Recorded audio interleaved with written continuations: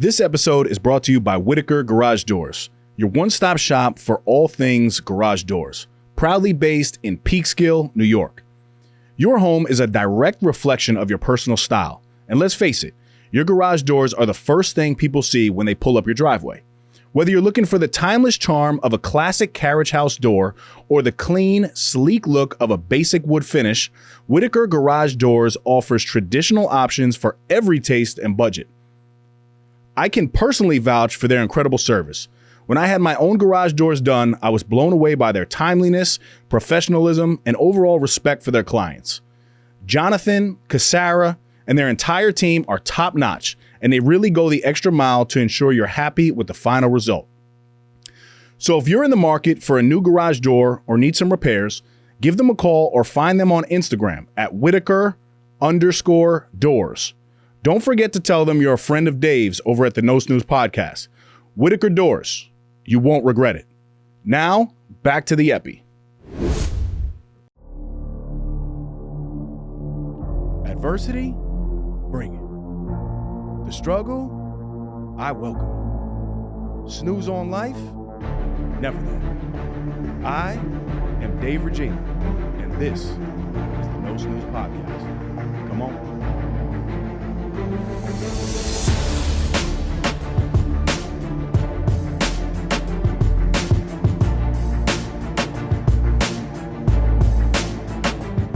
Welcome back, No Snooze Podcast, episode 252.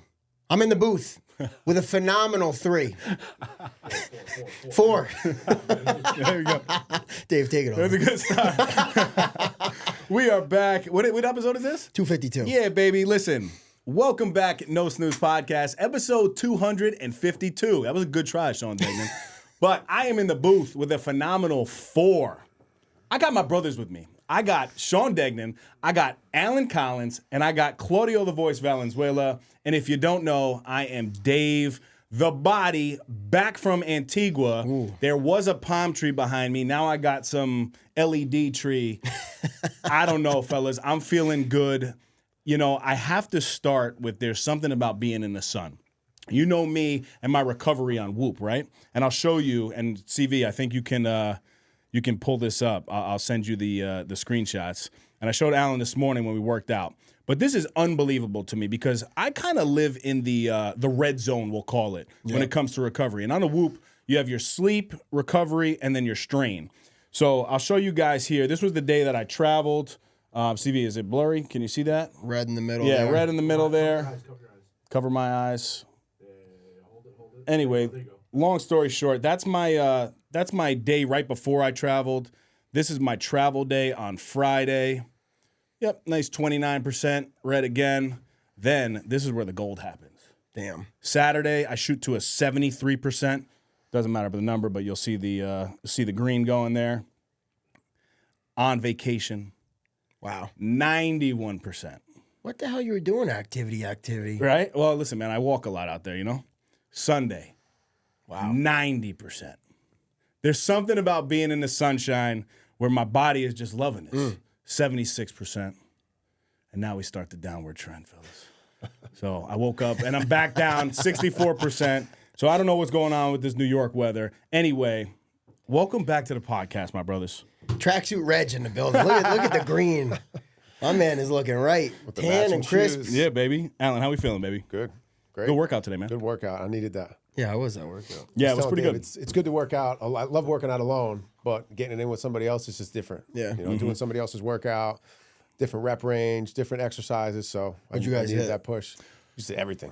Yeah, we did nickels and dimes to start, right? The infamous warm-up. As always. Then what we hit?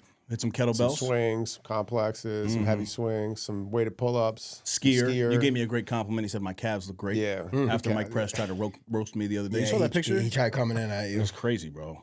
I have some housekeeping that I need to do. And I just want to say thank you to the listener. The 2025 wrap-up for Spotify came out. And this stuff is important, you know, because we do this show. CV and I have been rocking for 6 years now on the show, man. A long time, my brother. And I just want to say thank you because without you, this show does not operate. Without you, I don't think I even have a platform. Without you, I don't think the Ace community really takes off the way that it has, right? The No Snooze community has kind of opened the floodgates for us.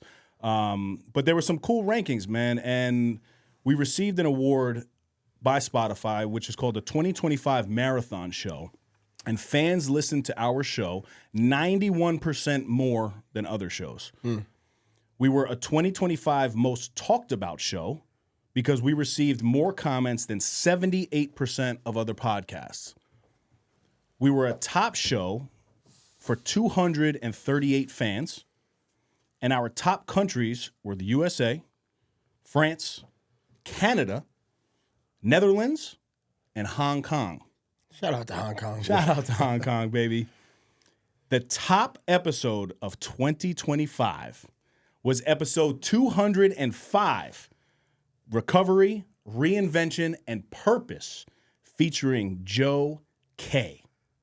And that episode was streamed over 40,000 times in the platforms. That's amazing. An unbelievable statistic. Shout out to Joe K. He's still a little bit smaller than actually all three of us, but a great dude and a great story.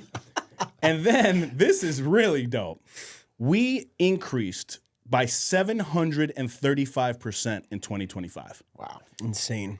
That almost makes me think, I mean, it almost like we didn't have a platform to hear a number like that. And then the one thing that I'm a little disappointed in, so listeners, we gotta spice this up for next year.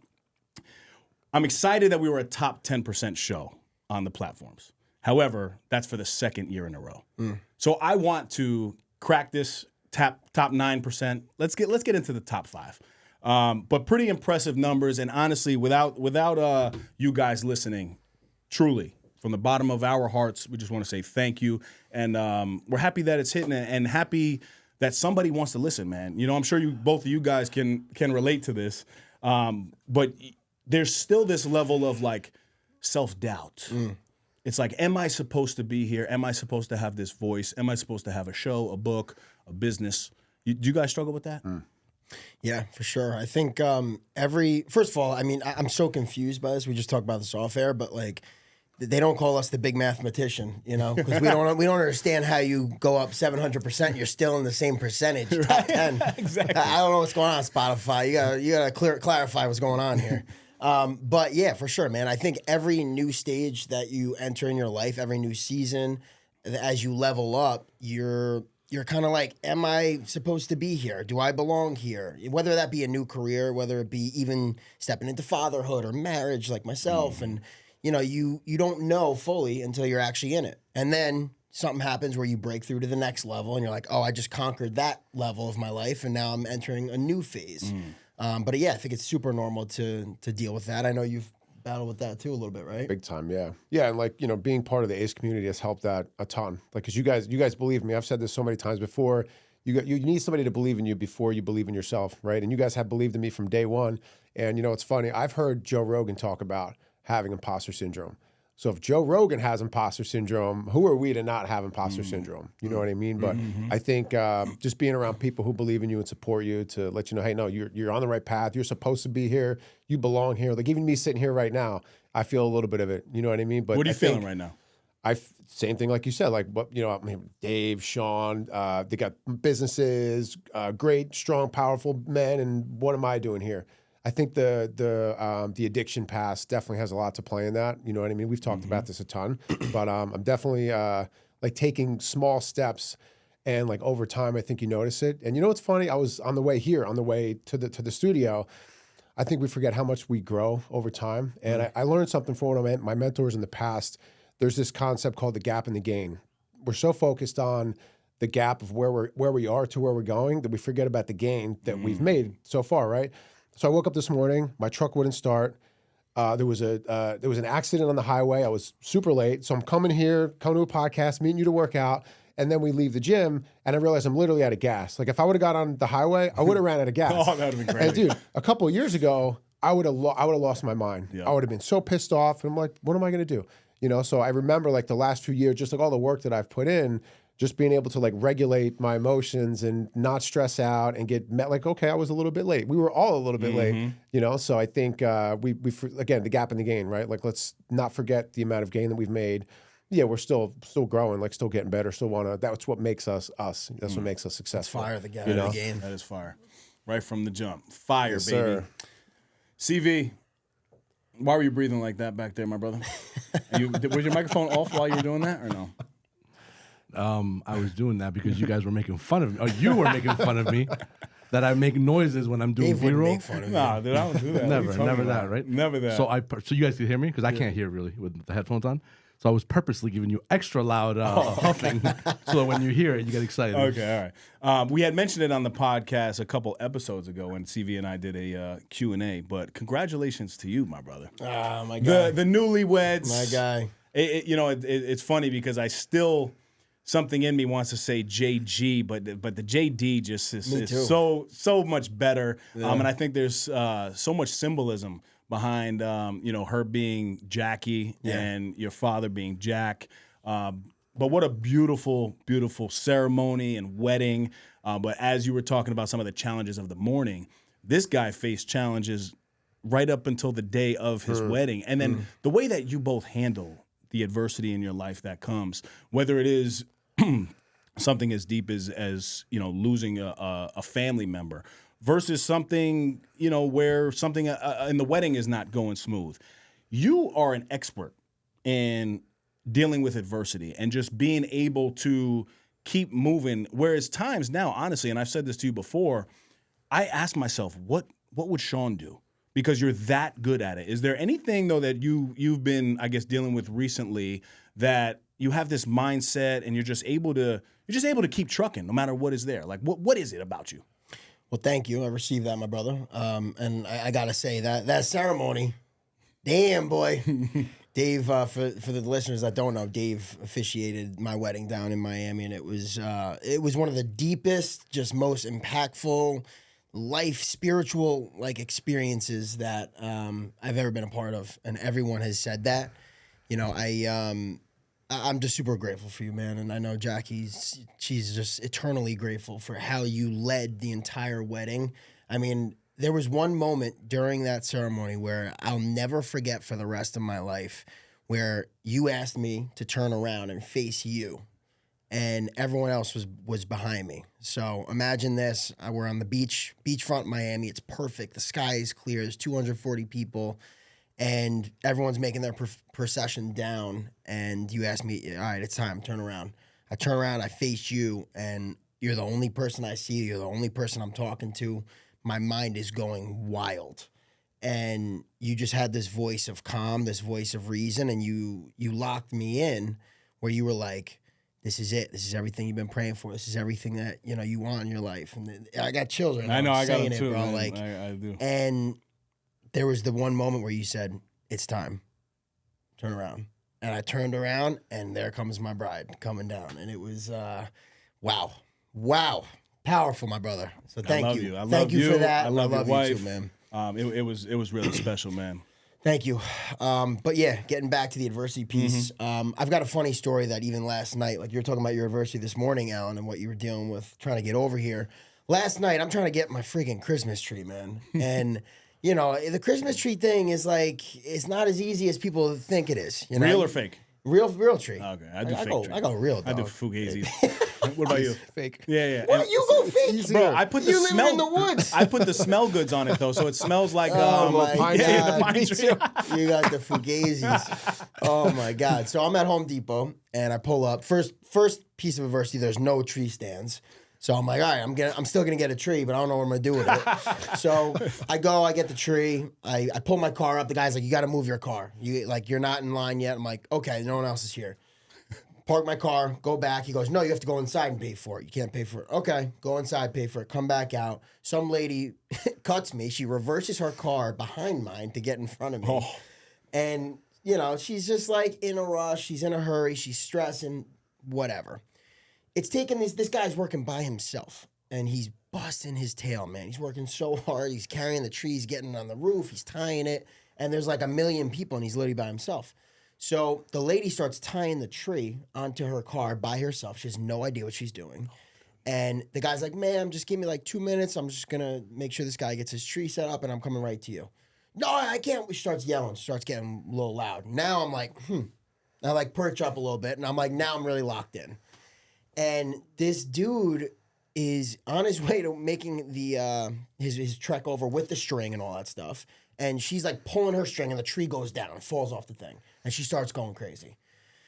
Tying this whole thing back in, long story short, this goes on for like 15, 20 minutes. I'm outside for an hour total. It's freezing. It's like 15 degrees out last night. And I'm trying my best to keep my patience, right? I don't want to lose my cool because like the old Sean would have lost his cool. She starts getting nasty with the guy. And I couldn't do it. I had to step in. I'm like, excuse me, ma'am. I'm like, this guy is by himself. He's working so hard out here. If you could just give him a little bit of grace here, I think it would go a long way. I paid him, and he didn't even do it. I'm tying the tree myself, blah, blah. I said, it's not always about money. You have to be a nice person, too. Ooh. And she just shut up. And for me, I was pissed because I wanted to get the hell out of there. I wanted to be at Home Depot for an hour. But then I saw someone just being nasty to someone that was just doing his job. You know, he's by himself. He's working hard. And I just look back at that adversity piece of like, look, you could deal with the adversity of losing your father or your wedding hotel caught catching on fire and all these monumental things. Or it could be a little piece of adversity of like your Christmas tree's taking an hour to get tied to your roof. And the way you deal with all these situations should be the same, to be honest, in my eyes. You should have an even keel mentality of like, look, adversity is adversity. It's always going to come. And if you're expecting it, you're going to be able to prepare yourself to deal with it, no matter what it is. Great mindset to have. And you do it well, and you live it. You know what I mean? And it's very authentic, which is one of the best things about you. You just have this ability to deal with it and kind of just stay even keel on it, which is so hard to do. Transition a little bit. Alan Collins. I would love to give you guys the episode where we spoke on the No Snooze podcast, but it is a great episode, and we've heard your story there. But Alan is the owner and founder of Hollow Labs and has been a great contributor to what we're building with Action Cultivates Excellence, right? And tying the whole adversity piece in here, Alan has been very open about, you know, his struggles with addiction in the past and how he's overcome it. And now you're a very successful entrepreneur, father, husband. I can't say enough about you, and you've become a phenomenal friend to not only me, but Sean as well here. And I want you to jump into the story a little bit about, you know, that phone call that you had after being involved with ACE for the past year or so, and you kind of were having the concept and the thoughts of, you know, kind of starting your own group and how that transitioned to why we're here today. Yeah, man. I guess I'll start with how I came to be introduced to you guys. Mm-hmm. I'll keep that short. So I met Sean and Dave about a year and a half ago at a Balance event. It's funny how we met. I'm very reserved, kind of introverted, you would call it. Me too. And Raphael, the guy who was doing my social media, right? We're always networking. He's big on networking. So he says, you know, go talk to that guy. He's talking to everybody. He's jacked and he's got a great beard, right? So I walk up to you. I shake your hand. I introduce myself. I give you some free products to try out. We have a conversation. You were there too, right? Yeah, Sean was there too. I talked more to Dave. And then nothing really happened for months after that. And then, you know, we had gone back and forth a little bit on social media, and you reached out to me to sponsor the summit. So I said, sure, let's do it. So I sponsored the summit, wanted to come see what it was all about. I come for the morning. It was, that was summit 1 or 2? I think that was 2. 2. That was the fall of 24. 1? It was fall of 2024. No, because that was Chernow. So that was 2. That was 2. Chernow was there. Yeah. I didn't see Chernow. I came for the but plunge. that was the summit. Yeah. I came for the plunge, the workout, and the brunch, and I had no idea what to expect. Like, we always have these expectations of what something's going to be, and we'll, you know, think about it, stress over it, like create these scenarios of what it's going to be like, and it's never that way, right? It's always a little bit different. So it was way different. So I get there, 6 a.m. I walk into this like beautiful house, like felt like what is this place? I thought I was at the wrong place, man. The house was insane. Massive property, private lake. Walk inside and there's 30, 40 dudes in there. And I'm like, what am I doing here? So I walk in and every guy I walk past comes up, shakes my hand. How you doing? What's your name? Introduces themselves. And I did not expect that. It was like such a nice, like warm welcome. Everybody's like having pre-workout, drinking their electrolytes before the workout. So cold plunge, workout, brunch. I had some like really great, like in-depth conversations with a couple of the guys there and did not expect that either, you know? So I left and I was bought in from that moment. I started coming to all the dinners. I think I've missed maybe one dinner this year. Been to all the dinners, some of the workouts. And I remember maybe it was like the third or the fourth dinner, I told you that I wanted to do some more speaking, right? And I had been speaking at the Mission for, I guess, 3 years at that point. And it was every 4 months. There was nothing in between. I barely practiced in between. I would do like a couple weeks before, I would, practice a little bit. And they got a little bit better. But that was what made me happiest. Like speaking at the Mission, giving back. These are guys in, getting out of prison. It's a halfway house. And I said to Dave in the group, I was in your small group, and I said, dude, I want to speak more. And then you challenged me to get on some more podcasts, right? So I got on some podcasts. And I think the biggest change that Ace has had in my life is building confidence, self-esteem. Because one, every dinner you got to get up and talk in front of 30 or 40 guys. Mm-hmm. And then because I sponsored the summit, you would always introduce me, like in addition to speaking and introducing myself, I'd have to talk about Hollow. I got to talk about Hollow. And then I would do the breakout group, also another chance to speak. So I'm getting like 3 reps every single month, And so fast forward to, I guess it was June, talking to you, Dave. And how many guys have I brought to the Ace dinners? A lot. I'm sure I set a record. Definitely the most. Yeah. Definitely the most. 10, 15, maybe even more if you add the workouts. So I'm an hour and 15 minutes away, hour and a half away each way, 7 p.m. on a Tuesday night. Not easy for people to make, So I'm dragging the guys out there. Everybody loves it. Oh, it's amazing. Not what I expected. Food's good. Guys are great. Dave and Sean are awesome. I love the breakout group. Food's amazing. Sail House, right? Shout out Sail House. So I started to think, like, I can get these guys out here for 1 or 2, and then they don't come back. So they said, we love it, but we want it in our area. Like, it's so far, So I'm talking to Dave in June, maybe May, June, July, whatever it is. And I said, look, man, I love and respect what you guys are doing. All the people I bring, it's just too far. It's too far for everybody to come out. So if I was to start something in my area, because there's the demand for it, I think we need it, would you be willing to maybe help me out, give me some advice, like guide me, like point me in the right direction? And Dave says, I got something better for you. What do you think about expanding Ace into your area? And I was just like, I was blown away, man. Like the amount of gratitude I felt, I'll never forget. I felt so much gratitude in that moment because one, like talk about imposter syndrome, like I thought about that, but I didn't think you guys saw me in the way that obviously you see me, to put like your baby, like Ace is your baby, right? Put it into my hands and say like, here, I trust you with this. I respect you enough to give you an opportunity to see if this will work in your area. And I said, yeah, like absolutely 100%. Like didn't even have to think twice about it, So we've been working on that for, I guess, 5 or 6 months now. So starting January 7th, we're going to have dinners in Warwick, New York, which is Orange County. The first Wednesday of the month, we'll have the dinner. The second Sunday of the month, we'll have the workouts. And the Tarrytown's going to be third Tuesday dinner, fourth Sunday workout. Yep. So I think now having that consistency and having an event every single week, there'll be a lot of crossover, right? So now like for me, there's been times where I was like, man, I wish there was a dinner every other week, because going an entire month without like seeing my boys and getting to kind of like get off my chest what I want to get off my chest, it was a long time, So yeah, I'm really excited for this. And I think a couple things. When you go to these dinners and you kind of open up and put some stuff out there, there's always some call to action that, somebody gives you. Like there's always somebody in the group that says, hey, why don't you try this?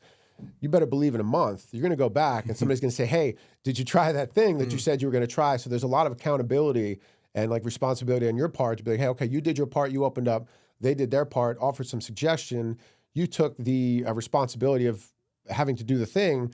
Did you do it? And next month you're going to be kind of called out for it. You know what I mean? So, I'm so grateful and like honored to be part of this. What you guys are building is absolutely amazing. And what we are building. Yes, yeah. Yes. So a lot of my friends now are from Ace. I've kind of like, some people have kind of moved out of my life, and I've made space for, a lot of the guys that are in the community. And I had an experience about a month ago, and this kind of, for me, this sums up Ace in a nutshell. So I was struggling with something. I talked to Sean O'Connor, talked to Ian, and when I talked to Sean, I called Sean, and he just happened to be on his lunch break. It was like perfect timing. And I said, hey, what's up, man? How you doing? He's like, honestly, man, I'm struggling with something. I said, me too. Great, let's talk about it. So like, for me, that's Ace in a nutshell, right? Like I'm struggling with something, Sean was struggling with something. There's no reason for us to struggle together or to struggle alone. Let's figure it out together. So I helped him, he helped me. After the conversation, we both felt better about whatever the situation was. You know what I mean? And if I didn't have that, who knows, I might have sat on that for 2, 3, 4, 5 days. Like I don't know who I would have called with that level of like what I was dealing with. It's not something I'm just going to call anybody with. You know what I mean? So that's ACE right there. You know, you don't have to struggle alone. Anything you're dealing with, there's people that can help. There's people that have gone through what you've gone through. And me and Dave were talking about this before. The network we have, there is somebody for everything. Yeah. Literally everything. If I need help, like you have sponsors for Garage Door, there's attorneys, there's probably a plumber, there's therapists, there's coaches, there's mentors. The network from like a business perspective is also, it's just so deep. It's so deep. So I'm really excited. We're about 4 weeks out. It's getting close. 6 months went like that. That's crazy. And I'm excited. We got this beautiful restaurant in Warwick, New York.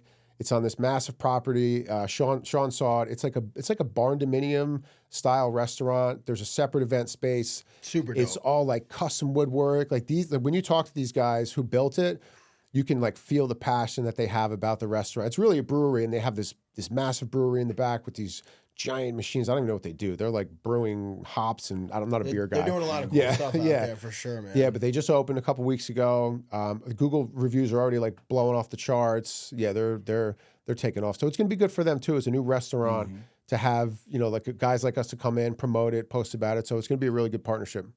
I think that's a big key of like the ACE network is like we support local small business so much. And I mean, you just highlighted so many great points there of what we are about. Dave, I'm curious to flip it to you. Like if you're someone new that's coming into the ACE community and you don't know what to expect. I mean, Alan just gave a nice synopsis, but what type of person do you have to be in order to kind of join this movement? Phenomenal question. And I've been thinking about this actually a lot, ironically, that you say this, because I don't know if ACE is for everybody, you know, and I've been pretty clear, I think, with that message. But ACE is for you if you are looking to grow. If you are looking to grow personally and professionally, Action Cultivates Excellence is the spot for you. But ACE is also going to hold you accountable. And I think that's the goal of ACE, too, to add on what you're saying, right? I think ACE is very unique because I also think this is one of the best life lessons in general, right? Are you a man or woman of integrity? Are you able to do the things that you say you're going to do? And you touched on it a little bit, Alan, but we don't give you directives in ACE, right? Like, we'll give you some action steps, but you talk through your own issues and come up with almost like a structured game plan to attack the next month. And I don't know if you guys have witnessed this as well, but the more we kind of sit back and listen, guys begin to talk through their own problems, and then they start committing to the things that they're going to do. You've also seen some guys fall off and not come back to ACE because they're not ready for that level of accountability. So I think it is somebody who wants to grow and also wants accountability from other people, because you can go pretty far on your own, right? I think everybody here has been able to witness that on some level. You could be a very hard worker and you can reach some level of success. But I think you go so much further with people who have the same mindset, if not a better mindset than you. And every time I talk to you guys, I'm like, you know, of course, you always think you're the hardest worker in the room, but I know damn well that Sean Degnan, Alan Collins are working just as hard, if not harder, in their respective careers, you know? I think it's so cool just to see even the evolution of like what ACE has started with and where we've got to and where we're going now. I mean, really what we are now essentially is a leadership training and transformation company, right? And that's something that Dave, you know, really, it's so funny because every time I think about this stuff, for whoever the listeners watching, like, I have a brain that goes, and it goes, and Dave's like, all right, how do I get this concise, and how do I pitch this the right way so people understand it, so it's digestible? And you do such a great job at that always with all of the ACE stuff, and that's like even this new movement that we're starting in 2026, the expansion, you know, everything that we have going on, we're opening this up to women now. We've got a leadership event. This event would have happened probably already? No, it won't. This drops Monday. Yeah, so this is going to drop Monday. We have an event this coming Thursday, Leadership in Action. That's December 18th at the Sale House, 6 p.m., and it's going to be incredible. I mean, we've got a women's panel, women in leadership, and you know, a lot of cool stuff happening. But just speaking on all this stuff, there's a lot of great things happening with this movement, but it's evolved, right? We didn't just stay stagnant in where we were. We originally were a movement redefining masculinity. Because you asked Katie, you asked Jackie, we didn't know what the hell we were doing with them. You know, we had a lot of work to do with our women in our life. And we're getting better. We're getting better with all that, you know, but we're expanding this to the women that know what they're doing. We're bringing experts in the women fields, you know, different people that know better than us. Well said, my brother. Well said. You touched on something that I think Alan and I actually started to talk about at the gym a little bit. And you just said, oh, God, here we go. I get that brain frog. That Antigua sun is kicking in. You started to say, the chaos, right? How your brain just moves constantly. And thank you for that, because I think we actually bounce really well off of one another, because I feel like you'll come up with the general concept of something, and then I'll just tighten it. You refine it, yeah. You know what I mean? Like, I feel, because he's got a million ideas, and they're all fire, and my brain is like, oh my God, these are all fire. I need to like try to take one of them, How do we simplify it, and execute it. So we were kind of talking a little bit about kind of the concept of being a jack of all trades and a master of none. Right, and I think any business owner out there, you can relate to that, because you are doing a million different things. But Alan, you've been talking about really tightening up even your branding with Hollow. So what are some of the things that you're learning right now in business that are helping that? Yeah, so you guys know recently I left one of my businesses, so I've got some more time and like bandwidth on my plate, and what I've done in the past is I have 5, 6, 7 things that I'm all actively think that I'm actively working on. When in reality, I'm just thinking about them, stressing, getting overwhelmed, and nothing gets done. And I'll just like shut my laptop, and I just can't deal with it. So what I'm trying to do now is hyper focus on one thing. And what I was talking to Dave about was I watched this. It was like a 5-hour business masterclass, like a customer acquisition masterclass.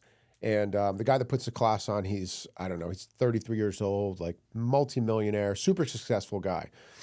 And he's huge on email marketing.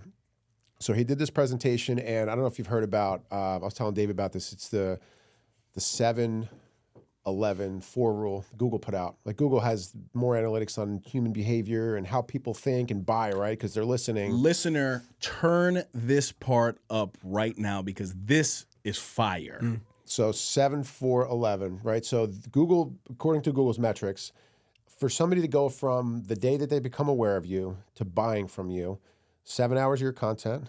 Now that's audio, ebooks, emails, and anything, video, anything, podcasts. 7 hours through 11 touches, 4 different platforms. So could be an ebook that you write, could be an email, podcast, Instagram. There could be your 4. So I started to think about that a little bit. I'm like, well, I'm kind of stuck in that mindset of the short form content, because I do just Instagram. I just started doing TikTok recently, and it's, I'm got to go shorter so I can go viral, because nobody's watching anything past 10, 20, 30 seconds. So I started to shift my mindset a little bit. And what I started working on, I was telling Dave, is email marketing. So his suggestion was to build out a 20 email marketing campaign, like a flow that's triggered when somebody either buys from, I have a retail online business, so buys, places an order, or enters my email marketing through my website with, like the little pop-up or whatever. And through those 20 emails, send them over a course of 10 weeks. And there's different frameworks, but for me, the beginning is, how do I tell my story of like addiction, facing adversity, and like starting my own business is my angle in the beginning. And what I was telling Dave was that, I didn't tell Dave this part, but I'm always an early morning guy, like 4 or 5 o'clock. That's since I've got clean, I've always been an early guy. And this year I've kind of struggled with getting up out of bed for some reason. Sometimes getting up at 6 o'clock, to 7 o'clock sometimes. And recently, my ass is getting out of bed at 3 o'clock. 4 o'clock in the morning. Yesterday I was up at 1:45. Got up to use the bathroom, but I'm so fired up about like these emails, and I'm like passionate, excited, because now I'm telling my story through the emails. And I hired somebody to do emails for me earlier this year, and I looked at the metrics, right? So he made a bunch of different emails, and I don't know if you've ever looked at email marketing. There's a trigger for everything, dude. Like, you can have a different flow for like somebody browses, somebody reaches checkout and doesn't actually check out. somebody enters a flow here, buys this. Like you could do email marketing forever and never stop. There's so many different triggers. So I looked at the metrics, and this guy wrote. I mean, I think he did a good job, but I looked at the engagement and the metrics, and on all the emails that he wrote, compared to the 3 that I wrote him 3 emails. It was like a founder's like series flow, like telling my story. The only 3 that got any decent engagement and any sales came out of it were my 3. So it tells me something. Like those are the metrics that I need to pay attention to, right? So I am now. It's hard. I have like ADHD, whatever you want to call it, but I'm hyper focusing on the emails. I'm still making videos here and there, but I need to build this 20 email campaign. And I had a conversation with Pat Damiano about it because he's great. His emails are amazing. So I talked to him for an hour. He gave me some really good insight. And it's really funny because I gave myself a timeline. Like I'm going to build these 20 emails. I'm going to launch it January 1st. Like it's going to be a New Year thing. I accidentally sent the email out as soon as I wrote it. Got so excited. The first one. Yeah, like I thought I sent it to Manuel. And Happy New Year. No, Wait, what? Luckily, it didn't have December. any verbiage like that. But so I accidentally sent it out. And I only know that because one of my good friends sent me a text, "Oh, epic email, bro," with a fire emoji. And I'm like, "What email?" So I go into the flow. I'm like, "Oh my God, I sent that email already." So now I kind of have a gun to my head. I'm like, "Oh, I guess we're doing it," because it's like every 4 days an email goes out. So again, yesterday 1:45 in the morning, I'm up. I do my little morning meditation, my morning routine. Laptop's open. 2:30, 3 o'clock. I'm cranking emails out. So in 2 days, I got 5 emails done. So I have about 20 days. I'm ahead 20 days. But now I'm like so motivated to do it. One, because I sent the email out, like it's go time. And 2, because I got a text from somebody immediately giving me some good positive feedback. And it's somebody who's, for what he does, he's got like 30-something thousand followers on Instagram. He's a coach, somebody I respect, somebody who wouldn't just send me a text. He wouldn't blow smoke, is what I'm saying. You know what I mean? A couple things there. So it's, what time is it right now, Dave? It's 11 a.m. or so? 11:11. So it's dinner time for Alan. He's having his nightcap. We're gonna get him ready for bed. He's been up for all day. But one thing that really just stood out about what you just said, and it ties back to what you opened the episode with, is authenticity. It's like you were the one that got the most engagement because you're telling your story. You're being yourself. Your top streaming downloaded episode this year was Joe K. One of the most authentic people we know. He's unapologetically himself. Love him or hate him, Joe, we love you. But still small, but sometimes you're a pain in the ass, Joe. We love you. But he was unapologetically himself, and he preaches that, and he lives that on a daily basis. So I'm not surprised that was your most engaged email, and I'm not surprised that was your most downloaded episode because authenticity wins in this world. I think in the world of AI, in the world of technology and starving for people's attention, it's like the attention span, like you said, 10, 15, 20 seconds is all people have sometimes. It's so easy to get lost in the sauce and become another one. Gerard Adams talked about this last week when I was with him. He was like, the worst thing you can be is just another podcast guy, just another email marketer, just another men's leadership. Be the podcaster, be the email marketer, be the men's leadership guy. That is the thing that I think in 2026, as we progress forward, and when I say we, I mean this movement of people that are on the forefront of trying to push authenticity forward, those are the people that are going to be successful in the new business economy. To add to that, I was telling Dave this morning, again, you guys don't do email, but the email that I sent the other day got a 40% open rate. That's just big. huge. That's big. Yeah. And it's not like I built up to that. Like I send emails occasionally with like a sale or a promotion or something. Like those are not great engagement because you're just trying to sell somebody something. But the one where I was like just telling a little bit of my story, it was an opening email. It probably took 2 minutes to read. And Pat gave me some advice. He said, make sure somebody can finish your email before they flush. That's what he said. Wow. Because a lot of people are in the bathroom reading their emails. So he said, make it quick. Before they can flush, make sure they can be done with it. So I made it short, 40% open rate. I've got a sale from it. So that's awesome. Yeah. So Dave was saying that you guys haven't done any of it. So as I get deeper into this, happy to help and kind of share my experience, maybe even help you guys get like a little bit. we got a new role to campaign give off the out. ground. Yeah. Well, there you go. There's, it's funny how people just walk into their own roles, and we love accountability. So let's see what you can cook up. We love my the brother. initiative. For the past 5 years, I've trusted Kai Vision Studio with my podcast. And every time, Claudio delivers an exceptional experience. The setup here is flawless. Professional lighting, crystal clear audio, and a custom set that makes every episode look elite. As someone who speaks on leadership, I know how important it is to show up with clarity and confidence. This studio allows me to do just that. The quality here isn't just about the equipment, it's about the environment. Claudio has created a space where I can focus on my message, knowing the production will be sharp, engaging, and professional. In a world flooded with content, standing out matters. And having a studio like this gives me the edge to produce videos and podcasts that truly connect with my audience. If you're serious about creating high-quality content, I can't recommend Kai Visions enough. Claudio makes you feel at home, yet delivers at the highest level. 5 years in, I'm not going anywhere else.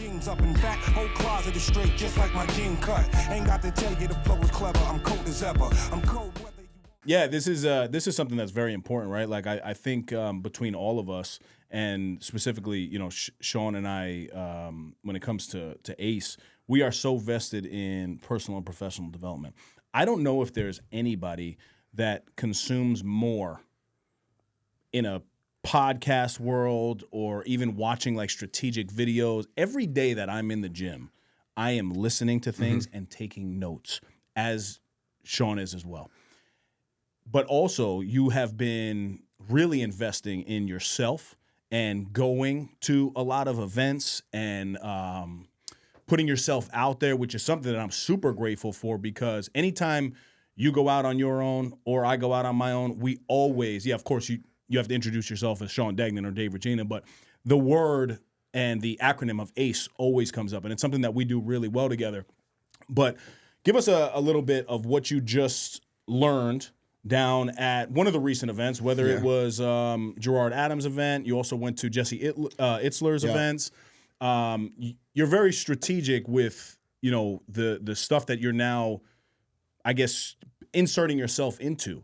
And why are you doing that now at this point, right? Talk a little bit about that. Yeah. So, I mean, I think, first of all, it's like I never want to be the one that gets caught behind. I don't want to be the one that missed the boat on learning the stuff that other people have the opportunity to learn. I think ego in my younger days was a huge problem for me, and my ego got in the way of my growth. Like, I thought I was the shit. I thought I knew everything. I thought I had all the tools. I had everything, and you can't tell me nothing, bro, because I'm the guy. And I learned very quickly that I'm not the guy.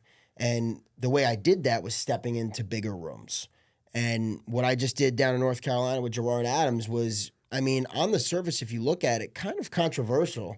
We own and run a men's leadership training and transformation company. Gerard Adams runs Leaders Create Leaders. It's a men's geared leadership and training company. That's really what it is.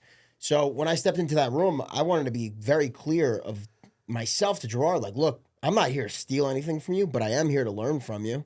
I left my ego at the door, and it's funny because I went to his house on Monday night, and at his back door, there's a mat, and it says, leave your ego at the door. And it was just a reminder of like, dude, humble yourself. Be a student, learn. So it was hard for me. I had to sit there and take a back seat in the leadership front where normally in certain situations, I would be the one stepping in and giving advice and all this stuff. I had to switch my role and become a student. And it was so beneficial for me, man. But, these different things. Yesterday, I was on a Zoom call with Devin Levesque and Chrissy Sella, is that her last name? The founder of Honor Active. And these rooms I'm getting into, they matter because I'm in rooms with people that are bigger than me, further ahead on the path, on the journey than I am. And I remind myself that I have so much more to do in my life. But proximity.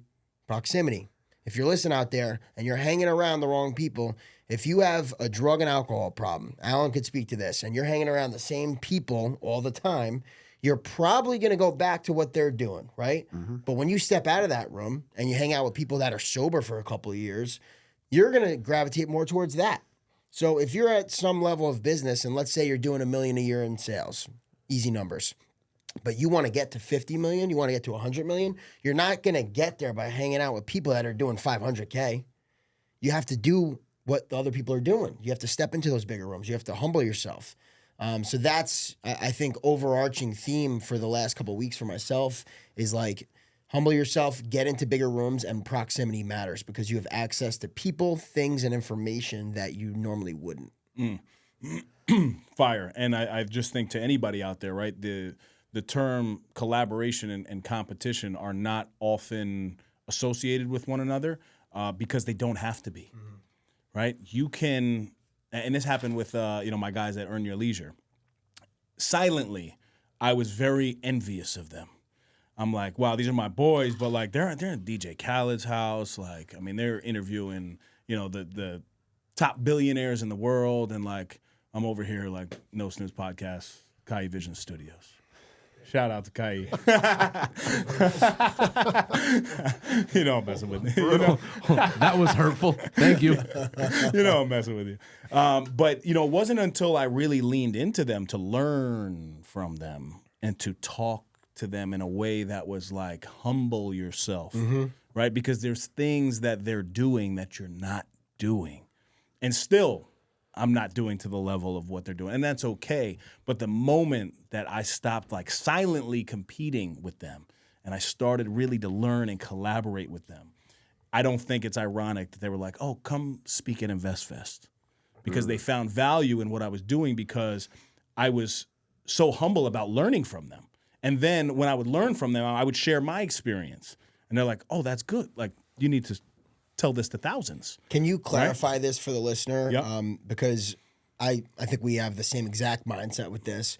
When we say humble ourselves, we're going to humble ourselves and learn, but that doesn't mean we're not out for blood. Like, I'm here to win. I want to win. I want to grow. Like, and I am in a competition with other people, but that doesn't mean I'm competing against you. Yeah, 100%. And I think one of our tagline for the men's space is bridging the gap between masculinity and vulnerability. Not to be confused with just being vulnerable, right? Like, that dog in you is real. And I don't care who gets offended by the term dog or lion or wolf, whatever you want to call yourself. There is that inner fire that as a man you need to be able to pull out, right? Like, competition is a blessing. But competition should not be the thing that's holding you back. Competition should be the thing that springs you forward, right? And I can look over during a workout and see you guys working real hard, and I don't necessarily need to try to beat what you're doing, but I need to beat myself to make sure that I'm at least sweating as much as you guys are. Right, like, I'm very smart when it comes to this stuff. I see him swinging him and Pat doing these 97-pound, snatches. I'm like, yeah, the 90's good. Like, I'm happy with that, right? Like, I'm a father. I don't want to drop this thing on my head. I can't carry my daughter. Like, I think about these things. Yeah. So I think everyone's competition level is different, but it's a great point because you have to be able to. I constantly tell myself, like, bridge that gap, and maybe it's not masculinity and vulnerability for you, right? But it's pivotal to be able to do both in the space for sure. Can you touch on, like, Alan, I think in the jiu-jitsu space, right? You talk about humbling yourself. I mean, try to step on a mat and see what happens there. I think it's a great correlation to life, to business, of what we're kind of touching on. Like, when you enter a jiu-jitsu mat, what happens there? Yeah, well, it's funny. I mean, when people, you walk into a mat, and usually the nerdy, like, more intelligent people get really good at jiu-jitsu. Right, so you can walk into a room, and if there's no gis, so you don't know what belt somebody is, you can get a guy who's 150 pounds. He's a brown belt, looks super unassuming, and he'll get on your back and just completely choke the life out of you. Right, but there's also dangerous. The flip side. So nervous. The flip side to that, it's funny you bring that up. I was training Monday night. And I was rolling with a white belt, newer guy. He's been training for a little bit. I don't know the colors. What is this? White is newer. Okay. White, blue, purple, brown, black. And I'm rolling with a white belt, and he's, fairly new. And I was trying to choke him. I was trying to do a choke on him that I'd never really practiced. I just ended up in a position. And he started to teach me how to do the choke because he's practiced before and he did it better. And I could have easily been like, I'm blue belt, 3 stripes. I'm about to get my purple belt. Who are you as a white belt to tell me how to choke somebody? I've been training for way longer than you. But instead, I was like, well, he obviously has done it before, and he showed me how to choke him the proper way. And like, just like in life, and like the message, not the messenger. You know what I mean? What, 10 years ago, would you have been open? Oh no, 5 years ago I wouldn't have been open. 5 years, yeah, maybe even less. And that's a very important point, I think, to highlight, because I think you would say something similar too, Dave. Like, even as recent as like a couple of years back, like, it's hard for guys like us to sit in that chair of the student, right? Especially when you're in a leadership space, whether it be in business, on the jiu-jitsu mat, in the podcast studio, wherever it is in life. It's hard to humble yourself and say, I can learn something from you, but we can learn something from everyone. 100%. So important. Yeah. And it's difficult because, like It's you one of said, the the hardest ego gets involved. Yes. You know, especially like when you're in a sport where, I've been training for 6 years. I'm about to get my purple belt in about a month, and he's been training for less than a year. So to take advice from him, but again, like, you can learn anything. You can learn something from anybody. Yes. Like, don't shoot the messenger. It's a good way to put it. You know what's challenging that's coming up for me as you guys are talking about this? How do you guys deal, because I know I deal with this, how do you deal with other people perceiving you in a way that you're not really, you know that it's not true about yourself, right? Like, I'm constantly, and I think you know this about even this space that we're in, right? Like, there are certain men specifically, certain individuals who may not be on the inside that have this perception of like, oh, look at this cocky dude. I'll speak for myself. Look at this cocky dude. He thinks he knows it all. He's got the girl. He's got, a beautiful kid, and, he's got some things going for him. Just wrote a book, the podcast. His beer's not even that nice. But like, they assume that like I'm coming from a place of arrogance or cockiness. And it's something that it bothers me, but I don't let it hinder my growth. But I am very keen and aware to it. How do you guys deal with that? Just being big dudes, you deal with it on that level too, right? Because people look at you and they just assume, oh, look at this meathead. How do you guys deal with that? So I think I've had a similar journey to you growing up. Like, we were like the jock, we were Mr. Popular. We always wanted all the cool stuff, the hot girls. Like, that was us, right? And I always faced that backlash from people of like, who the hell do you think you are type thing. And I thought who I was. Like, I promoted and presented myself in that manner, in that fashion. I got to a point now in my life that I am so in tune with my vision and my authentic self that I know I'm on the right path, that I know I'm putting my best foot forward every day, that it doesn't matter what Joe Schmo says about me. It doesn't matter, because God, faith, all that stuff. Like, I'm on my path. I'm in my alignment period, I feel like. I'm in that alignment season of my life to where what you say, it doesn't hurt me anymore, You hear it though still? Of course I hear it. Of course I do. But I think I've finally gotten to the point where I truly know myself. And whatever you say about me, it doesn't matter, because it's not true. I know who I am, So that's how I deal with it. I lean more into myself and knowing that I'm on the right path versus what do people think about me and this and that. Does people's opinion matter? Yeah, it actually does. I was talking to Joe about this. Like, for the guy that says, I don't care what anybody thinks, this and that, like, that's a bullshit lie, because it matters. Like, if you don't like Sean Degnan and you think I'm a piece of shit and I don't do the right thing, you're not going to come and support the Sale House. You're not going to come and support Ace. So it actually matters what people think about you, but it doesn't mean that that has to affect you. And if it does affect you, like, to a certain degree where it's like really hurting you and whatever, you're probably not authentically living your true aligned season of your life. It's funny. It's great that you were jocks and you had it all going on, and you had the girl, and I had none of that. I had a completely different experience growing up. I was small. I used to get picked on, bullied. My nickname in school, like elementary and middle school, was Dirtbag. We didn't have a lot, so I wore the same clothes all the time. So completely different experience. Like, great for you guys, right? So for me, and Dave, when I had that conversation with you about expanding Ace, my big thing is to be humble. Like, I'm always trying so desperately to come off humble and to not have an ego, and I think that's held me back a little bit in thinking and believing that I am a leader, because I didn't want to experience that. Where, like, oh, look at me, I'm the big leader, business owner, have all these things now, and I always had this fear of being looked at like an asshole or egotistical. You know what I mean? So I don't even really think about that, honestly. Like, other people seeing me in that way, it's like the complete opposite.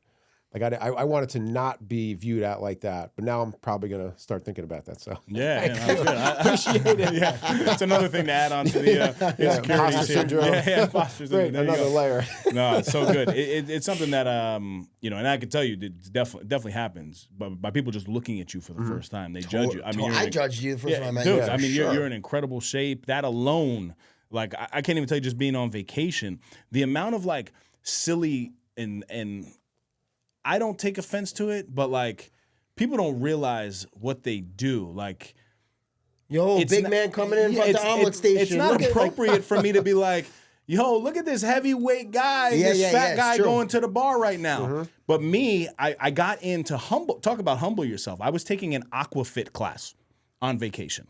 I'm doing like little punches, little kicks, you know, like little Baby That's why your breaststroke. recovery yeah, is like the way like it is. stupid things Yeah. that you know were great, but they were just so different for me. So it was challenging, and everybody, like, you know, in a playful way, I guess, they're like, "Oh, the fit guy, look, he can't do this, he can't." And I'm like, "You want me to turn around and be like the fat person in the pool can?" Like, it's never appropriate Yeah. to do that. true. But you're just judged because, you know, maybe you're in shape in one thing, but like me doing kicks and trying to get my toes out of the water is like really hard for me to Totally, do. yeah. And I still have that same level of insecurity that everybody else does. So now you calling me out on Yeah. it makes me super uncomfortable. But you know what? Now I'm going to get my toe above the water.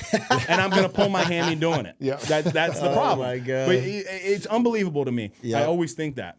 That's a great point. What do we think about what's going to be the most challenging piece to scale ACE here?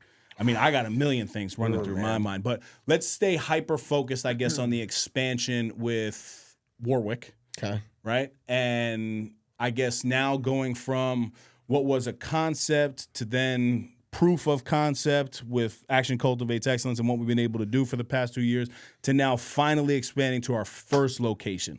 What do you guys feel is going to be like the most challenging piece here?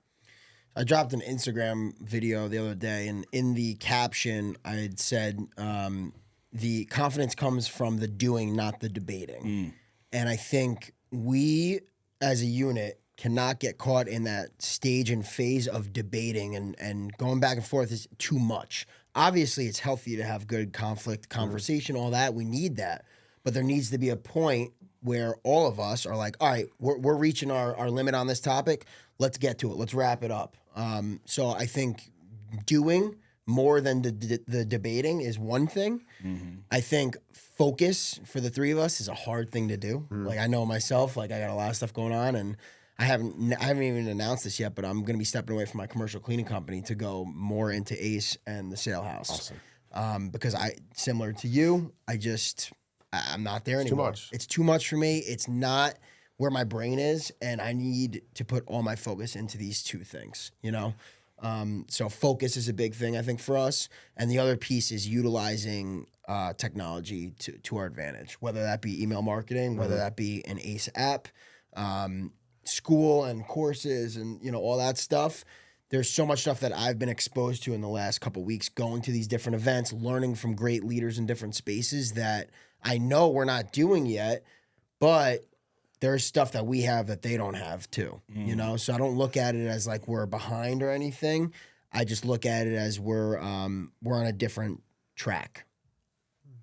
How about you? I mean, you said it, the hyper focus. So I think having those meetings weekly, like meeting once a week, and having, I guess, a plan for the week and making sure that we're like being accountable for what we're supposed to be doing on that given week. And, you know, you said something before with like the school and having different networks. So the Instagram group chat is great, but there's so many more things we can do to be like staying engaged and staying connected. Yeah. And like, I can think of a couple people right now who I know are struggling within the group. And like, there's only so much I can do as a person individually. I can have conversations and there's only so much, but I think having some different, I don't know what it is. I don't know if it's the school or if it's email, something to keep them more engaged and not stray away from the group. Because there's a guy I can think of in particular that's been to one dinner in the last 6 months, and every time I talk to him, he's struggling. He's in a bad spot. He's really going through it. And, you know, it's really sad. I talked to him a couple weeks ago, and he said, you know, look, man, I really appreciate your help, but I think I need like some professional help here. So like maybe there's another layer to ACE where we have some like professional, I don't know, maybe Sean O'Connor, like somebody who's like an actual therapist that can provide, because we're not licensed therapists. We're just not, you know? Yeah. So I think just bringing more services into the group, and, you know, even like Pat being able to offer like workouts built into the program too. You know, there's so many things we can do. And just like with me and all the, you know, the 6-7 things I'm trying to do at once, if we're all trying to do 6-7 things at once and we're not focused on one thing, but imagine if we all focused on one thing for 2 or 3 weeks, and like, just imagine what we'd be able to get done together, you know, and like staying focused on that one thing. So I'm going to challenge us as a group to pick one of those things, whatever it is, and let's put a deadline on it, whether it be an online course, an app, whatever it is. Let's choose that, or email marketing. Like, let's choose that one thing as a group. Let's stick to it, and let's release it at a certain date that we all agree upon. I love that. I love it. I would say, to not be repetitive, I'll give something else that I've been thinking about. One, it's just challenging in itself with everything that's going on. Obviously, you guys are both husbands. You're a father. I'm a father in a relationship as well. So all of those things on top of, you know, me specifically with the book and doing other events, and me in local government, and you running your business, and you running Sale House. So that's its own challenge there. But I would say not getting caught up with the success that we have in Westchester and letting that affect what we're doing in Warwick. So even if for the first couple months we get 10, 15 guys, I'm on board with it. Yeah, me too. You know, and not getting in our heads, because I think a lot of people actually stop these things because of the numbers, you know, whereas I know, and you know, like, we've been in this space, you know, for a couple of years now, and there were times that we only had 15 guys at a dinner. There were times when you were doing your dinners by yourself, you had 5 guys. Yep. Right? And you just stayed the course. You just kept going. And I think that's something that's so basic but so pivotal to success, and it shuts a lot of people down, right? We were talking prior about like podcast episodes. Just to crack the top 50%, I think you only need like 50 to 100 downloads in a week, right? But maybe you only got 7 downloads that week, but you're really not that far from just even the top 50%. You know, so I think it's all about perspective, but those are some of the things I think. What I'm hearing from you is like seeing things through, seeing a project to its end, and whatever that means for you, whether it be a podcast where you start in Claudio's basement and you guys don't know what the hell you're doing for 2-3 years, and then it starts to get a little bit of traction, and then all of a sudden, boom, it blows up, it explodes. That's because you saw this thing through. You know, Hollow Labs, your supplement stores, like, you've been at this a long time, you know, and you've seen these things through. Sometimes all the way through to where you've exited. Same with me. Commercial Clean Company, I've seen this thing through since 2017. Like, it's ran its course. The season is done. The chapter is done, and I'm closing that, and I'm focusing on something Knowing else. when to close it is important too. Totally. You know, and I know it and I feel it. But I think a lot of people in business and in life in general, like, even if you're in a bad relationship, like, it could be a rough time. It could be you're in a rough space, but are you at the point where you need to split up? Have you seen this all the way through? Have you exhausted all your options? Or do you know if you're the right fit for each other? And if you have, cool, you did it. You did what you're supposed to do. But sometimes people tap out too early before the gold hits, before they can bear the fruit from their labor. So 2 things come to mind when you say that. You guys have seen that picture. It's like in yes, With the pickaxe where he digs all the way down. How'd you just know digs right away? all the way over, and he gives up, and there's like a thin layer that he would have to dig through to diamond's get underneath through. it. Yeah, It's a diamond. and then some guy comes in and I haven't just seen that. immediately gets, you know, takes one swing and takes it all. The second thing, you ever hear of sunk cost fallacy? Sunken costs? I Yeah, know. like sunken cost fallacy. So I dealt with this when I was leaving the business. So when the mentor that we had, he asked me like, hey, if you could walk away from underground, would you do it? I said, no, I put 8 years into this, right? So that same day I listened to a podcast, and the guy that runs that group that I'm in, he was talking about sunken cost fallacy, where it's like you feel like you've put so much into something that you just can't exit. Like a relationship, I've been with her for 10 years though. How can I give up 10 years? But you're not realizing what you're gaining by giving up. Right? Like the amount of time and energy that goes into running a business or to being in a relationship, you get all that back. And I feel that now since leaving underground just in the last couple months. As long as you've seen it through, though. Yeah, exactly. Of course. Yeah. So there's a balance there, I guess you could say. But for me, I knew, look, I've been thinking about leaving for a couple years. Yes, you know, and it's, you guys know, since the day I met you, I've probably been talking about this, and all my friends that I've been talking about this too. And they're like, dude, you've been talking about, this is what you wanted, because there was a lot of fear of just like, you know, my identity has become, I'm owner of a supplement store, you know, 3 supplement stores. And it didn't seem like that big of a deal to me until I started thinking about when it was taken away. You know what I mean? And like, I actually, you know, it's funny, I didn't take, like in my Instagram bio, no big deal, but I had CEO, founder, Underground Nutrition in my bio for a while after I was leaving. And I was on a phone call with somebody, and they were like, dude, just take it out. Like, why are you not taking it out? I'm like, I don't know. I don't want to take it out. Yeah, right? Like, didn't seem... And then I went, took it out, and I was like, am I any different? Like, no, I'm no different. I still built the stores, ran the stores, and not even a lot of people even know. We didn't announce it to anybody, but who cares? Like, I'm doing what's right for me. I'm seeing the signs. Joe Dispenza always talks about like the breadcrumbs from the divine, right? You get these little signs from God where it's like, he's basically like smacking you in the head. Like, look, man, like I'm giving you the path, just follow the path. Like you're on the right path. And part of that was me leaving. And you know, I put 8 years into it, man. It was I learned a lot. Me and my partner had gone through hell in 8 years, man, but I've grown without that. And I always, toward the end, I was like, yeah, but it's 8 years, and I don't realize how much I learned. The entire network that I have now, like I wouldn't have moved up to Vernon, wouldn't have met you guys, because I wouldn't have opened Apollo, wouldn't have did the table at Boundless.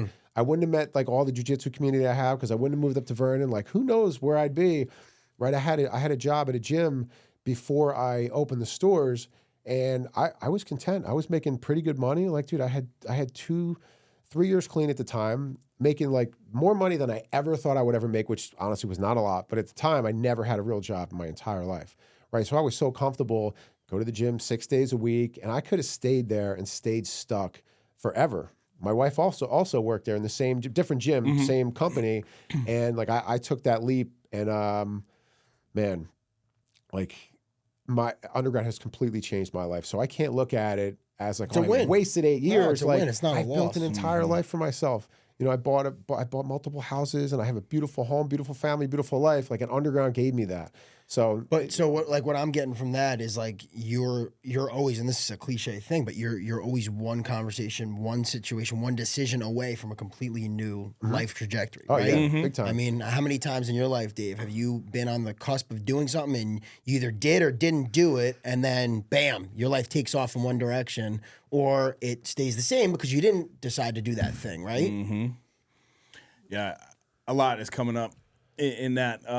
But going back to that analogy with the diamond being there, it also reminds me of Think and Grow Rich and the story 3 Feet from Gold, something like that, where this guy is digging, and he actually gives up, but he made like a lot of progress, right? And I think it's so compatible with what we do. And transformation does happen through action. However, there's another level to action. And I think that piece is intentional action, right?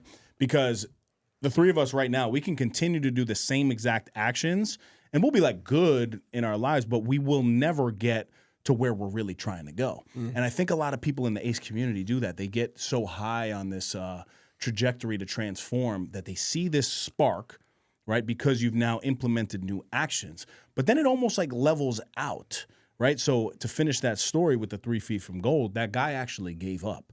Somebody else saw the progress that was made and immediately went to like a high-end engineer and said, hey, like, what are your thoughts here? Like, how far do you think I am from gold? And the guy like mapped it out and, you know, came up with all these drawings and renderings. And he said, it's my expertise to believe that you're 3 feet from gold. Wow. And sure enough, the new guy came in, bang, bang, bang, strikes gold. Wow. And then the other dude was like selling insurance for the rest of his life. Yeah. Right? But I think that's so important right now, because anywhere you are in your life, you can get very far with action. But that next step to that next transformation is intentional action. Yep.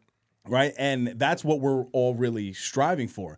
But it's something very special, because I think in our ACE community alone, I'm seeing that a lot more than not, because a lot of the guys are like, yo, I'm doing the things. But it's like something has to keep being refined. And I think you guys do that extremely well. Well, it's like funny because I think about like a GPS. I think about getting to a destination, whatever it is, and like you can take action and be running towards a destination, but you're on a treadmill. You ain't going nowhere. You're taking a ton of action, but you have no direction. You're staying in the same spot.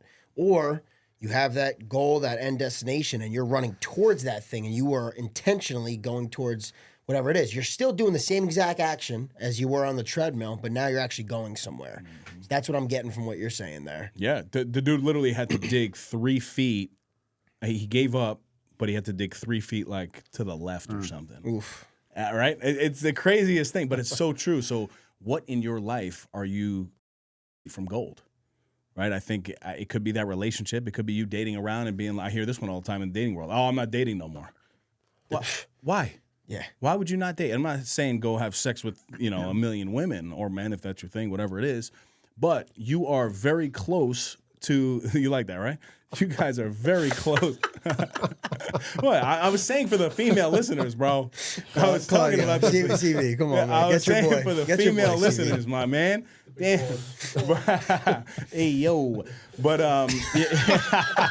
you're literally, you could be one person away, 3 people away from So true. the best relationship of your entire life. But I think so many people have had failed experiences and they let past experience dictate their future. They think because I was with a toxic person this last relationship, the next one is going to be the same thing. And if you truly believe that and you step into the next relationship, That's what you she get. probably will be because that's what you believe. That's what you're calling into your life. But if you let that shit go, you move past it, you learn from it, and you go towards something new with a fresh outlook on life, then hopefully that person shows up, differently in your life, and that's the right thing for you.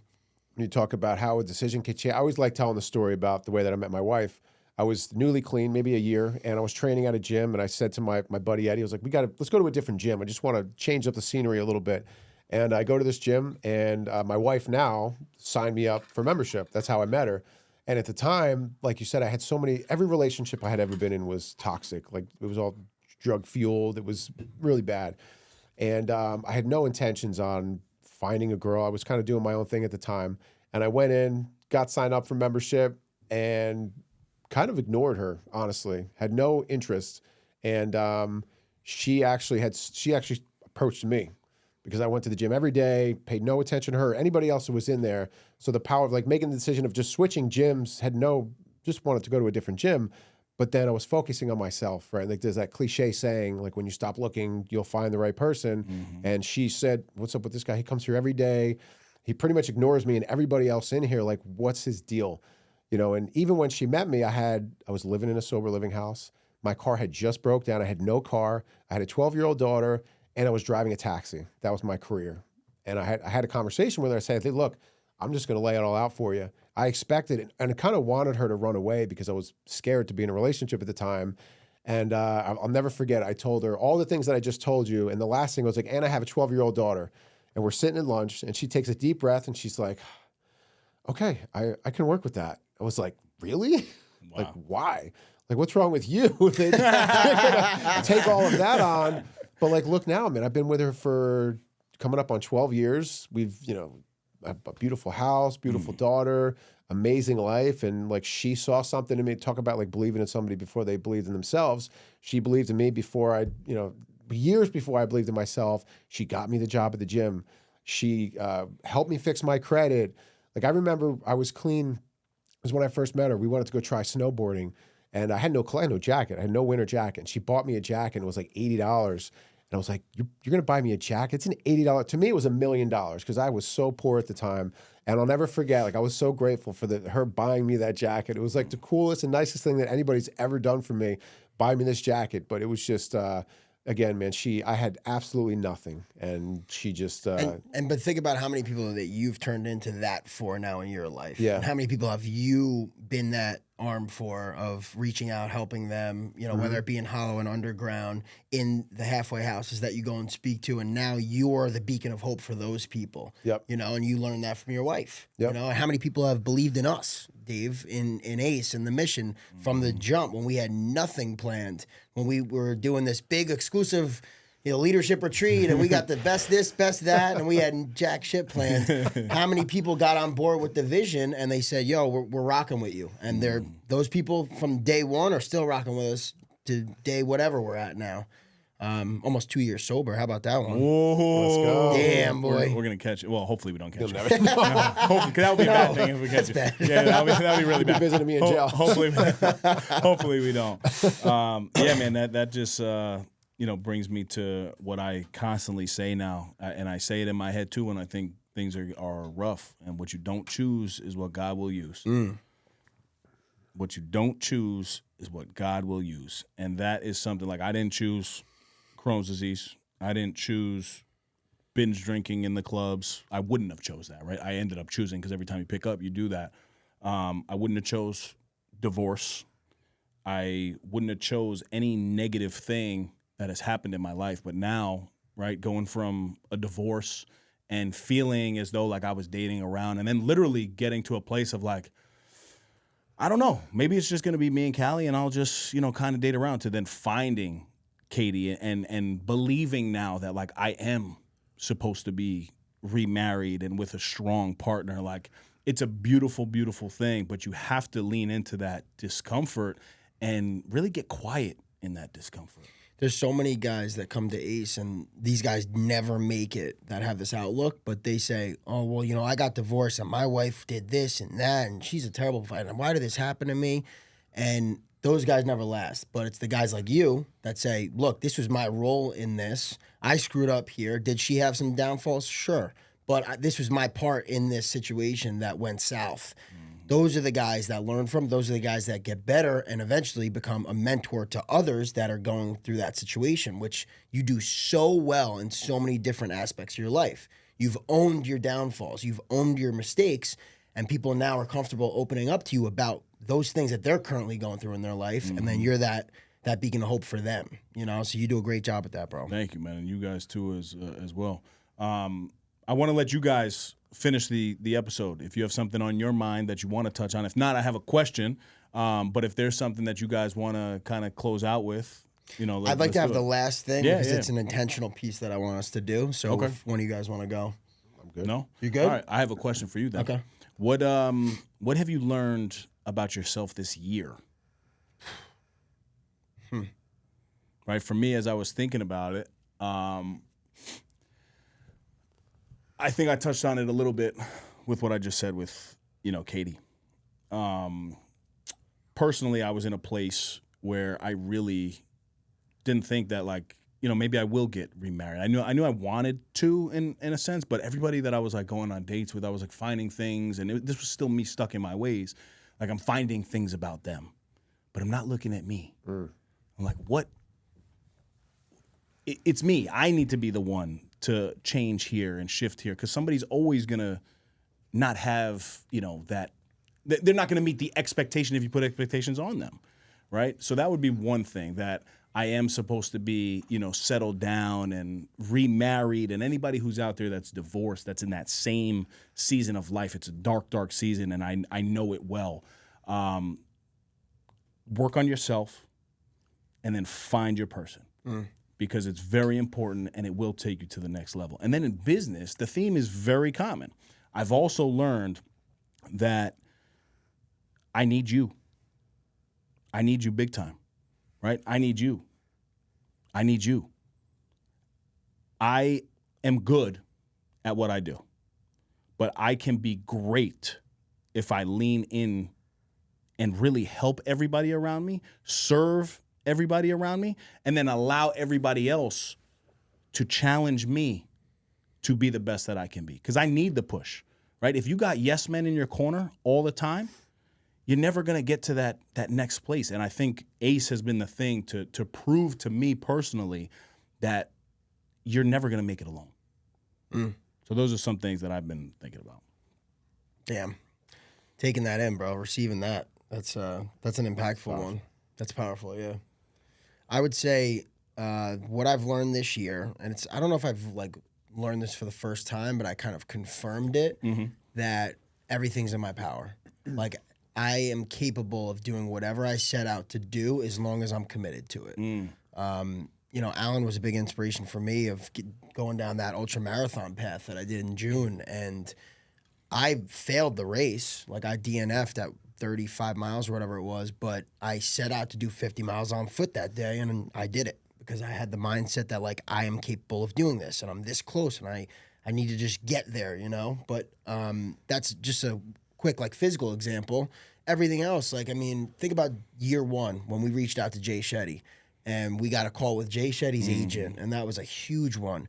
But now look at year two and look at these people that we've called into our life. Look at all these amazing people in so many different spaces in business, personal development, wellness, that we are now in collaboration with, that we're in partnership with, that we learn from them. But sure, damn, you better bet your ass that they're believing in us and learning from us, So I had a confirmation this year that like, you have the tools, you have the power, as long as you're surrounded by the right people and you're committed to whatever that thing you choose is. I love that. I love that too. Yeah, just to kind of touch on what you said about capability, in the summit, I had an intentional thing that I wanted to work through, and that was the feeling that I wasn't enough, right? And at the time, we had Ace Warwick planned, and we had all these things planned, and I still had this thing from the past childhood addiction that there was something in me that was kind of holding me back from breaking me through that ceiling that like I am enough, I belong here, I am a leader. And that's been I've been working, that's been a all life battle, but really since I got clean 12 years ago, that's been like the main focus is me feeling like I wasn't who I was before, right? Like I always talk about like I was reborn 12 years ago and I had to like build myself up. And I learned that I am enough. I am a leader. I belong here. I belong in this room. Although that voice is still in my head, telling me like, who are you? Who do you think? Imposter syndrome, all that. It's a lot quieter, and I can nip it at the bud a lot faster. Because what I used to do is I used to sit in it, right? And I used to like that feeling of, I guess like the victimization. You know what I mean? Like poor me. Like drug, and it put a ceiling on me. It put a ceiling on how far I can go because a drug addict can only go so far. That's what I would tell myself. And now with that ceiling removed, sky's the limit. And I honestly owe a lot of that to you guys, right? Like I've done a lot of work, but to your point, like if you don't put the right people around you to kind of point you in the right direction, reaffirm, because if you didn't, every time I post something, Dave's like leader in caps. Like, and even just that, I don't think you realize the effect that has on somebody when they put a post out like that, especially if you're self-conscious about the post that you're putting out, and then you get Dave Regina leader, so like, I want to thank you guys personally for just believing in me from day one and kind of like pushing me into this like new chapter in my life. And I would have never left underground if it wasn't for the belief from you guys. So just like grateful from the bottom of my heart for the belief in me.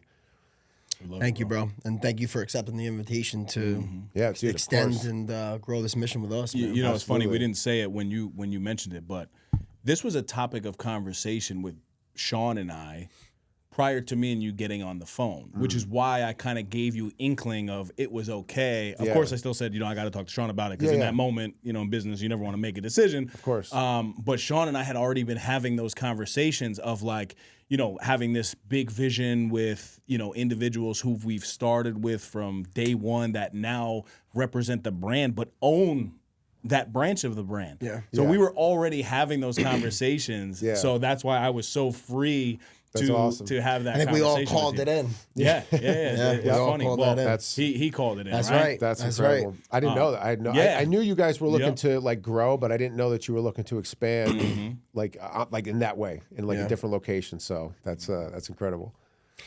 Yeah, before Dave takes us home here, I want to just do one last thing. So I learned this from Gerard Adams last week. Shout out to you, G, my brother. This was an incredible takeaway that I learned. He starts every meeting and ends every meeting with this. And I'm not sure if he was the one that coined this or what, but, for me, I was exposed to it the first time. So each person in this room, CV, that includes you, and this is not going to be hard for you, brother, because you breathe deep. We are all going to take 3 deep breaths, okay? We're going to take 3 deep breaths. We're going to just feel it, close our eyes, take it in, and breathe it in. And then we are all going to check out. So it's going to be deep, slow Quick ones. No, slow. Oh, okay. And then it's going to be Sean Degnan checking out. I'm feeling blank. What are you feeling in this moment? So I'll kick us off.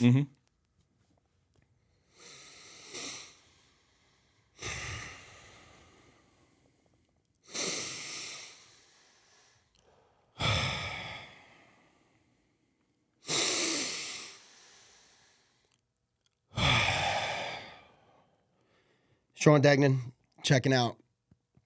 Feeling grateful, inspired, impacted by my brothers, and super aligned. Dave Regina, checking out. I am feeling challenged in this moment to follow what is on my heart, both personally and professionally. And I'm also feeling an abundance of gratitude. Alan Collins, checking out. I'm feeling grateful, excited, appreciative of the opportunities ahead, and just on the path, on God's path. Claudio Valenzuela, checking out and feeling at peace. I love that, bro. That's an awesome thing. I think that's something we need to incorporate. And even with that, right? Like Gerard may have coined it, but that's where you learned it. Yeah. And I think one thing that we always do really well is we give the nod and the credit. Yeah. But now, why wouldn't Gerard want this to spread like wildfire? It's not like, oh, Sean Degnan just came up with this thing. He literally said, I've learned this, had this experience. Yeah. So that alone, I think, is something that people miss in business, right? Like, just because you heard it somewhere else, you can implement it, but just do it the proper way. I learned that to be better at that from you because you were so intentional about that. It's important to me. Yeah. You know, I've been around a lot of leaders that don't do that.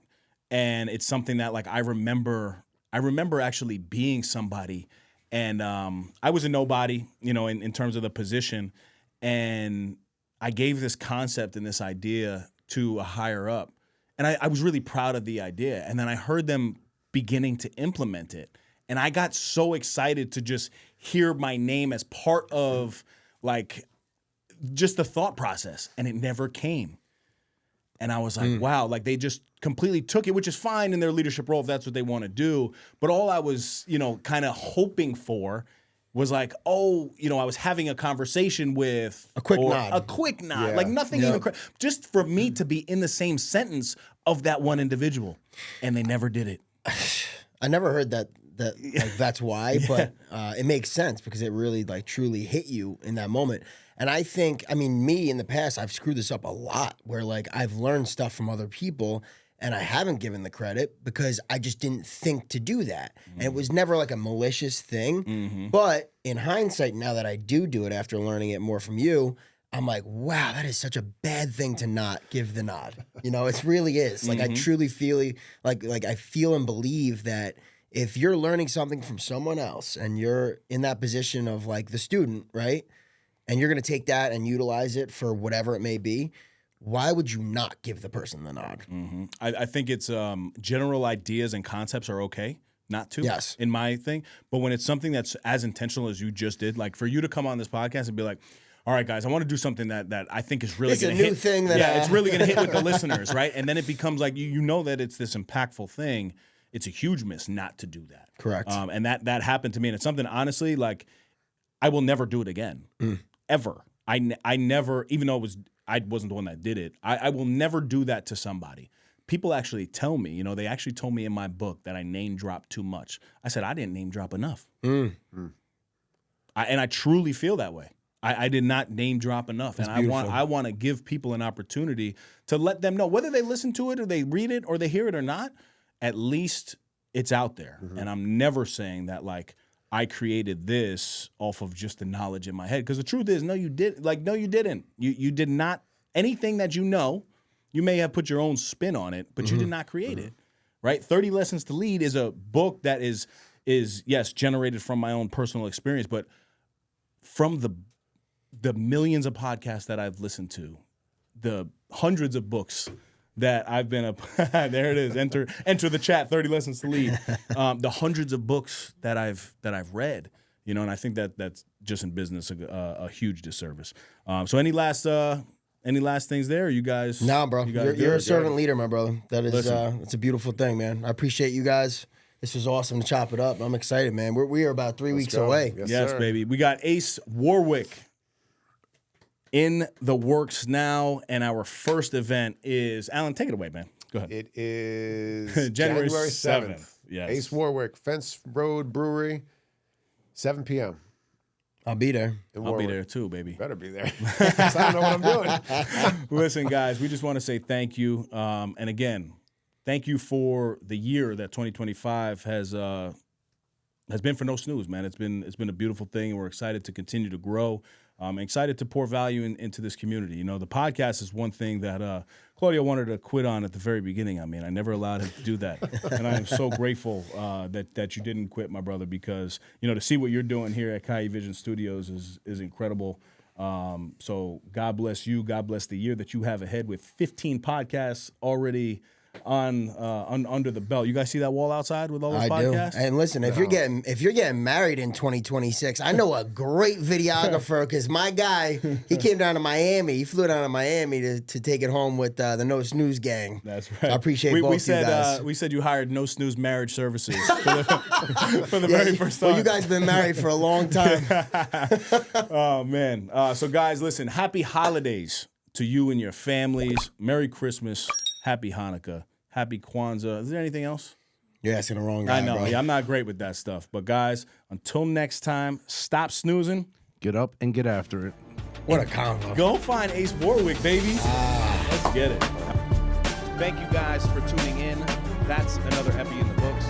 You can follow us on Instagram at No Snooze Podcast and leave us a 5-star review wherever you listen to us.